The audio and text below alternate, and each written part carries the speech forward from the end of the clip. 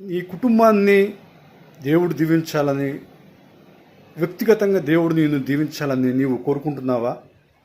అయితే నీలో ఉన్న స్వార్థపూరితమైన ఆ బ్రతుకును నువ్వు విడిచిపెట్టాలి.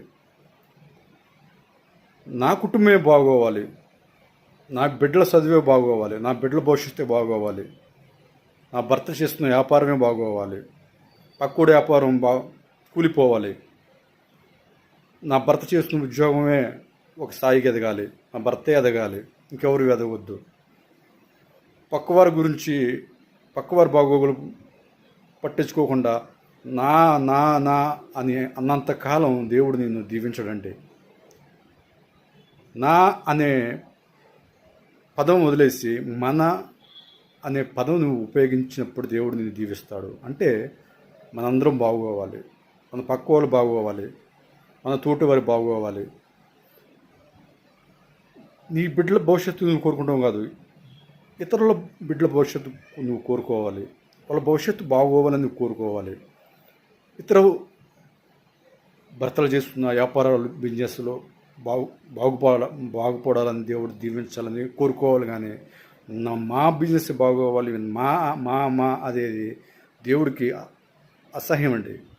అలాంటి వారు దేవుని బిడ్డలకు కానే కారు.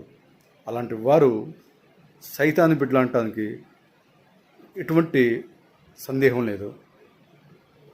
ఈరోజు మరి నీలో ఉన్న ఆ స్వార్థపూరితమైన బ్రతుకును తీసేస్తావా? చాలామంది నా పంట పొలాలే బాగోవాలి, మా పంట పొలాలే బాగోవాలి, పక్క వాళ్ళ పొలాలు ఆగమైపోవాలి, మాయే పచ్చగా పండాలి, నా కూతురు జీవితం బాగోవాలి, నా కొడుకు జీవితం బాగోవాలి. అంత స్వార్థంపూరితమైన బ్రతుకు చాలామందిలో ఉంది. ఆ బ్రతుకును మరి ఈరోజు నువ్వు తీసేస్తావా? ఇతరుల భవిష్యత్తును, ఇతరుల బ్రతుకు బాగోగులను కోరుకుంటావా?